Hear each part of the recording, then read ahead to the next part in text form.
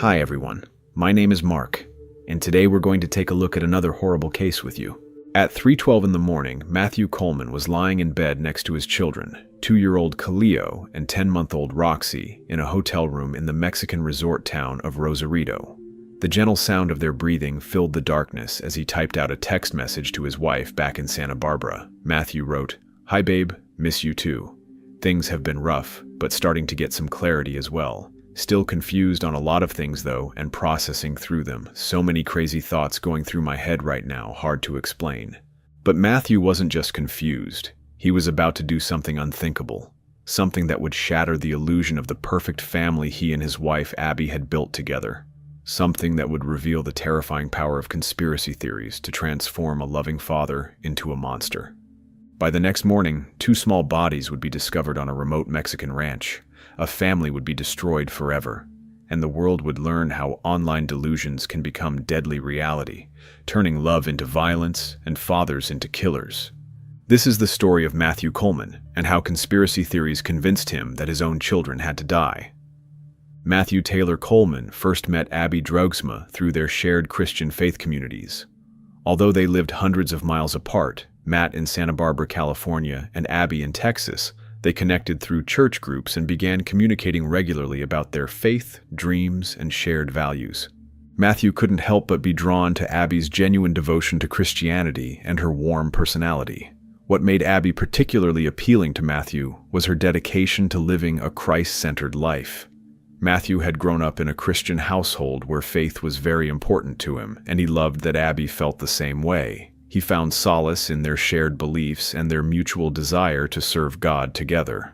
Matthew was a passionate surfer who had built his life around both his love for the ocean and his Christian faith. He had attended Point Loma Nazarene University, an evangelical Christian college in San Diego, where he studied history and competed on the surf team. After graduation, he earned a master's degree in Spanish from UC Santa Barbara. It was only a matter of time before Matt decided to pop the question to Abby. Their courtship had been largely conducted through phone calls, texts, and occasional visits due to the distance between California and Texas. Those close to Matthew noted that their relationship seemed to progress quite quickly, but both were eager to start their lives together as husband and wife. On January 8, 2017, Matthew and Abby celebrated their love in a wedding ceremony that reflected their deep Christian faith and Matthew's passion for surfing.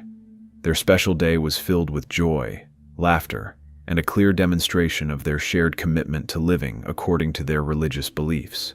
Shortly after their wedding, the couple settled in Santa Barbara, where Matthew had spent most of his life and where he felt most at home near the ocean. Matthew had already established himself as a respected figure in Santa Barbara's Christian surfing community.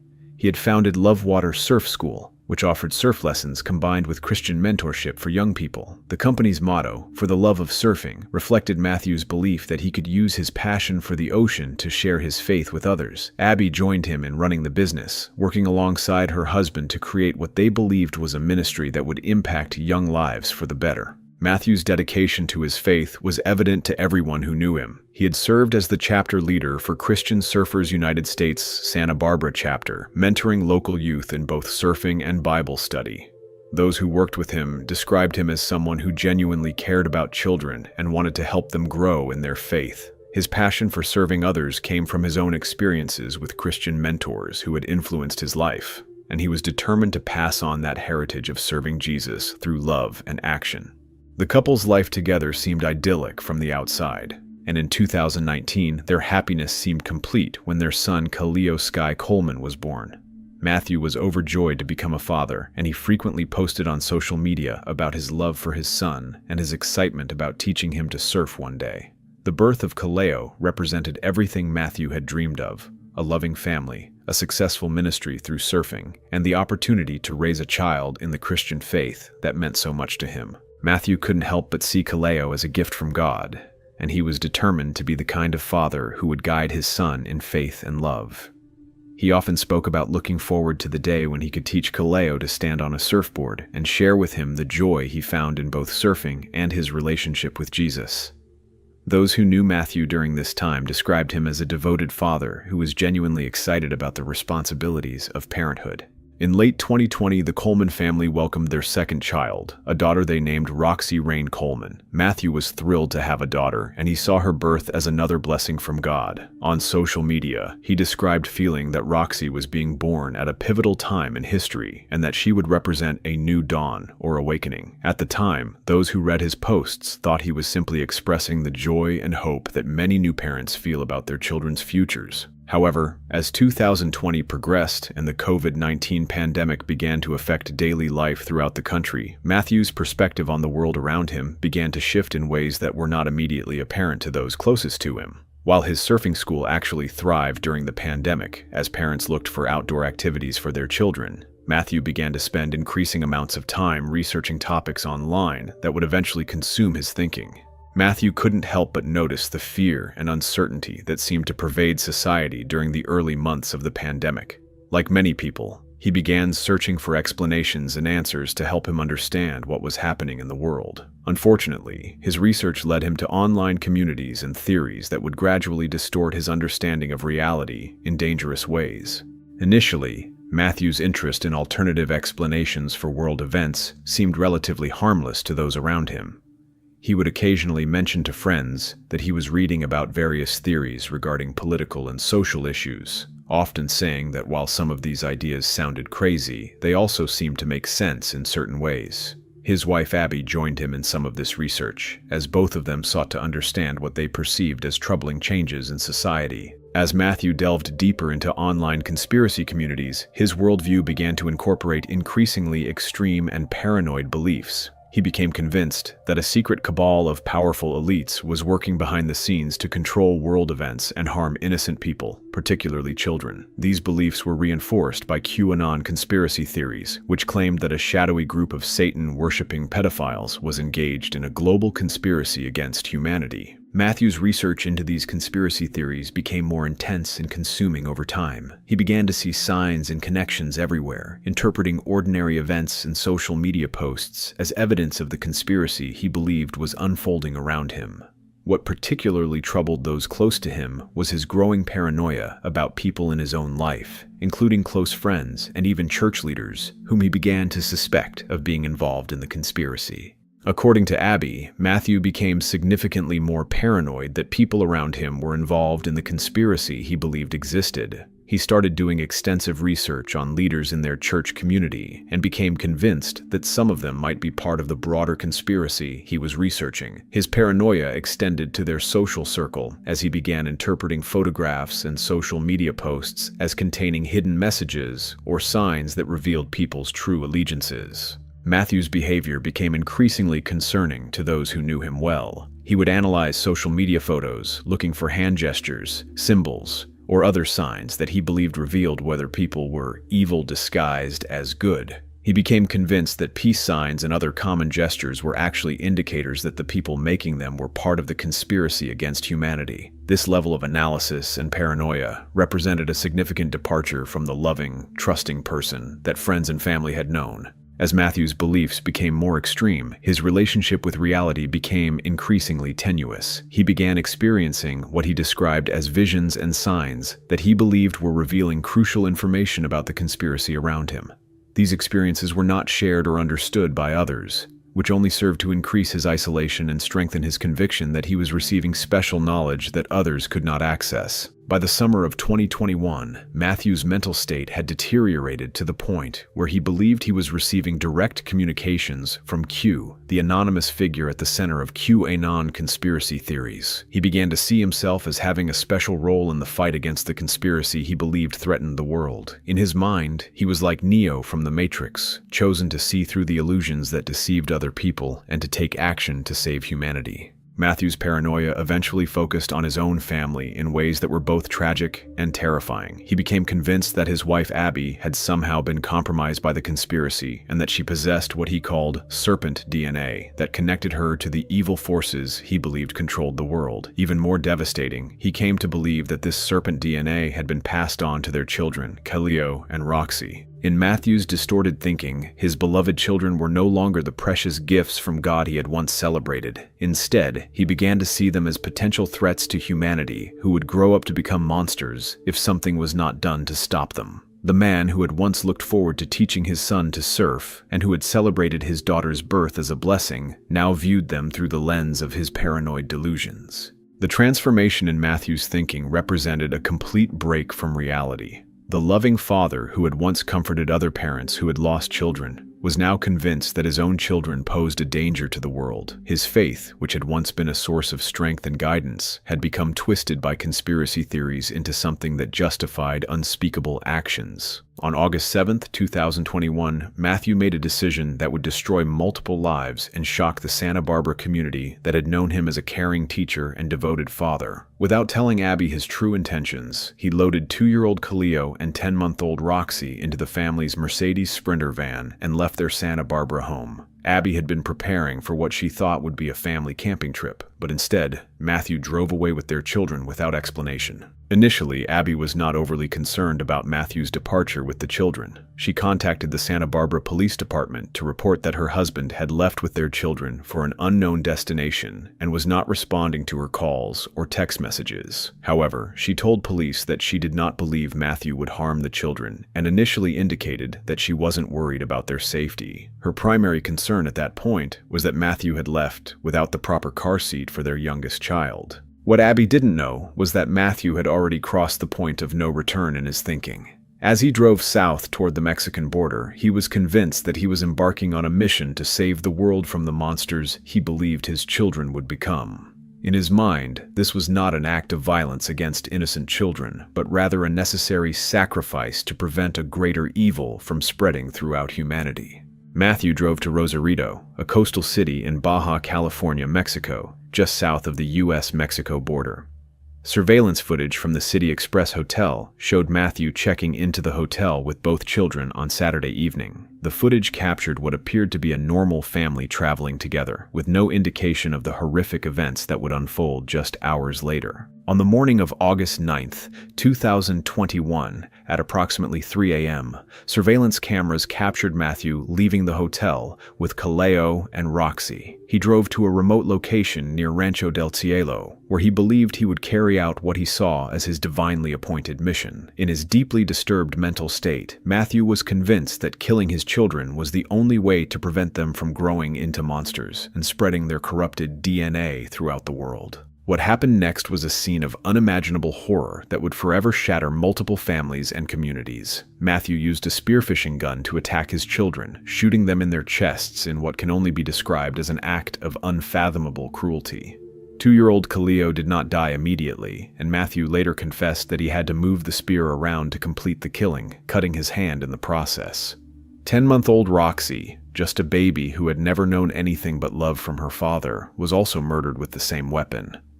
After killing his children, Matthew moved their small bodies approximately 30 yards from the road and left them in the brush, covering them in an apparent attempt to conceal the crime. He then discarded the bloody weapon and his blood-stained clothing at a nearby location, before returning to the hotel alone. Hours later, he checked out of the hotel and began the drive back to the United States, leaving behind the bodies of his 2 innocent children in the Mexican countryside. Around 7:30 a.m. on August 9, 2021, a farm worker named Roberto Salinas Ramirez made a horrifying discovery near his home at the Rancho El Descanso agricultural ranch. His son's dog had been barking at something in the brush, and when Ramirez went to investigate, he found the lifeless bodies of 2 small children. The scene was gruesome, with blood splattered throughout the area where the children had been left. Ramirez immediately contacted Mexican authorities, who responded to the location and confirmed the tragic discovery. The children, later identified as Khalil and Roxy Coleman, had suffered multiple stab wounds to their chests.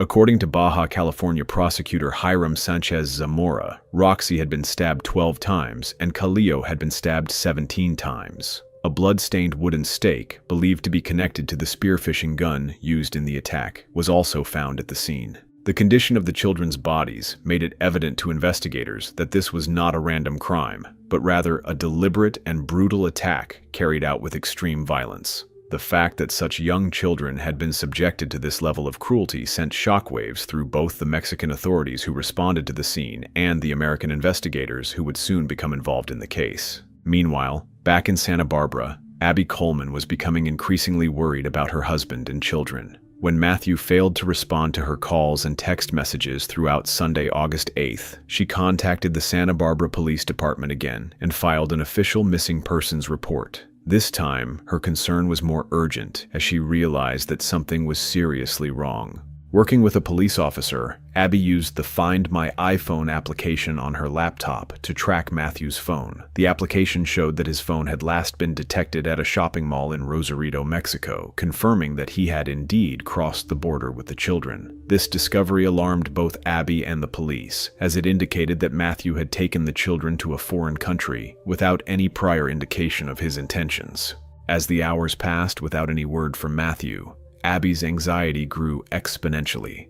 She couldn't help but wonder what could have driven her husband to take their children and disappear without explanation.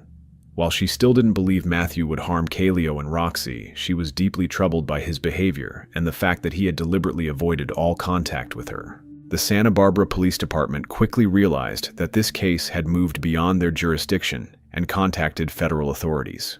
The FBI became involved and began coordinating with both U.S. Customs and Border Protection and Mexican law enforcement agencies to locate Matthew and the children. The urgency of the situation was clear to everyone involved, as 2 American children were now missing in a foreign country with a father who was behaving erratically. On the afternoon of August 9, 2021, U.S. Customs and Border Protection agents at the San Isidro port of entry were on high alert for Matthew Coleman and his children. When Matthew attempted to cross back into the United States in his Mercedes Sprinter van, agents immediately noticed that he was alone. The children who had been with him when he left the country were nowhere to be found. Matthew was detained for questioning, and FBI agents were immediately called to conduct an interview. What happened next would shock even experienced law enforcement officers who had dealt with numerous violent crimes throughout their careers. Rather than maintaining his innocence or refusing to speak, Matthew quickly confessed to killing his children in what can only be described as a matter-of-fact manner. During his interview with FBI agents, Matthew explained his actions in terms of the conspiracy theories that had consumed his thinking. He told investigators that he had been enlightened by QAnon and Illuminati conspiracy theories, and that he had been receiving visions and signs that revealed crucial information about his family. In his distorted worldview, he believed that his wife Abby possessed serpent DNA and had passed this corrupted genetic material on to their children. Matthew stated that he believed his children were going to grow into monsters if he didn't take action to stop them. He told FBI agents that killing Kaleo and Roxy was the only way to save the world from the evil he believed they would spread if they were allowed to live and grow up. When agents asked him if he knew what he had done was wrong, Matthew acknowledged that he understood his actions were wrong, but insisted that they were the only course of action that would save the world. The details that Matthew provided during his confession painted a horrifying picture of the final moments of his children's lives. He admitted to using a spearfishing gun to shoot both children in their chests, explaining that he had driven them to a remote location near Rancho del Cielo before carrying out the attacks. Matthew described how 2-year-old Kaleo had not died immediately from the first wound, forcing him to move the spear around to complete the killing, an action that had cut his own hand in the process. Matthew's clinical description of the murders demonstrated the complete disconnect from reality that had overtaken his mind. The man who had once celebrated these children as gifts from God was now describing their deaths as a necessary action to prevent global catastrophe. His confession revealed the depth of his delusions and the extent to which conspiracy theories had destroyed his ability to distinguish between reality and the paranoid fantasies that had consumed his thinking. After killing the children, Matthew told investigators that he had moved their bodies into the brush approximately 30 yards from the road where the attacks had occurred. He had then disposed of the bloody spearfishing gun and his blood-stained clothing at a nearby location before returning to the hotel alone. The methodical way in which he had attempted to cover up the crime showed that, despite his claims of acting on divine visions, he understood that his actions were criminal and needed to be concealed. As FBI agents processed Matthew's confession and began coordinating with Mexican authorities, the full scope of this tragedy became clear. The bodies found by Roberto Salinas Ramirez were indeed those of Kaleo and Roxy Coleman, confirming the worst fears of everyone involved in the search. The investigation quickly shifted from a missing persons case to a double homicide that had been committed by the children's own father. Crime scene investigators on both sides of the border worked meticulously to document the evidence from this horrific crime. The location where the children's bodies were found was processed thoroughly, with investigators collecting physical evidence, taking photographs, and gathering any materials that could provide additional insight into the events that had occurred. The spearfishing gun and blood-stained clothing that Matthew had discarded were also located and collected as evidence. The international nature of the crime required coordination between multiple law enforcement agencies across 2 countries. Mexican authorities had jurisdiction over the location where the murders occurred, while U.S. federal authorities had jurisdiction over Matthew as an American citizen who had committed crimes against other American citizens on foreign soil. This coordination was handled smoothly, with all agencies working together to ensure that justice would be served for Khaleo and Roxy. As investigators delved deeper into Matthew's background and mental state leading up to the murders, they uncovered a disturbing pattern of escalating paranoia and conspiracy-driven thinking. Search warrants for Matthew's electronic devices and social media accounts revealed the extent to which he had immersed himself in QAnon and other conspiracy theories in the months and weeks leading up to the crime. The news of the murders sent shockwaves throughout the Santa Barbara community, where Matthew had been known and trusted as a surf instructor and Christian mentor.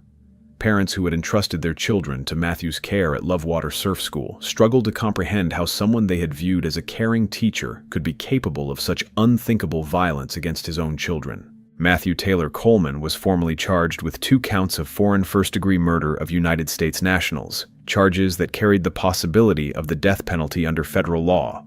However, in 2023, after extensive psychiatric evaluation, U.S. District Judge Kathy Ann Bensavengo ruled that Matthew Coleman was not competent to stand trial. The judge found that Matthew was suffering from mental illness that prevented him from understanding the nature of the legal proceedings. He was ordered to be committed to a secure federal medical facility for treatment. In February 2023, federal prosecutors made the decision not to seek the death penalty against Matthew Coleman. This decision likely took into account his mental illness and the complex circumstances surrounding his crimes. While Matthew faced legal consequences for his actions, his wife Abby was left to cope with the unimaginable tragedy of losing both her children to violence committed by her husband. Abby's brother organized a GoFundMe campaign to help her with funeral expenses, which raised over $115,000 from donors. Friends insisted that Abby had no knowledge of Matthew's intentions when he left Santa Barbara with the children. The Santa Barbara community continued to struggle with questions about how someone they had known and trusted could commit such horrific acts. The Christian churches, where Matthew had been active, faced difficult questions about whether they had failed to recognize warning signs. Local surf instructors described feeling betrayed, with one saying he would have trusted Matthew with his own children without hesitation. Today, Matthew Taylor Coleman remains in federal custody, receiving psychiatric treatment. Whether he will ever be able to face full legal accountability for his actions remains an open question. But the legal system continues to work towards some form of justice for Khaleo and Roxy Coleman. With a heavy heart, we remember Khaleo Sky Coleman and Roxy Rain Coleman, 2 innocent children whose lives were cut short by the very person who should have protected them above all others.